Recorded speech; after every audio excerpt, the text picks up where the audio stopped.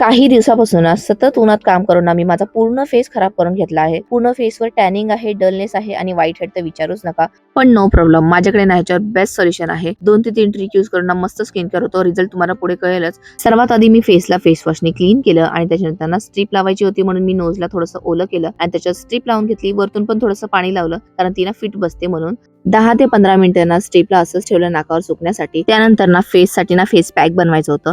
म्हणून face pack साठी ना इथे मी 2 चमच हळदी घेतली, त्याला तव्यावर चांगली रोस्ट करून घेतली आणि त्यानंतर ना त्याच्यामध्ये 2 चमच बेसन, 2 चमच दही आणि थोडंसं हनी टाकून ना पॅक मस्त मिक्स करून घेतला. इथे ना फेस साठी ना पॅक बनवून रेडी झाला होता आणि 15 मिनिटं पण झाले होते.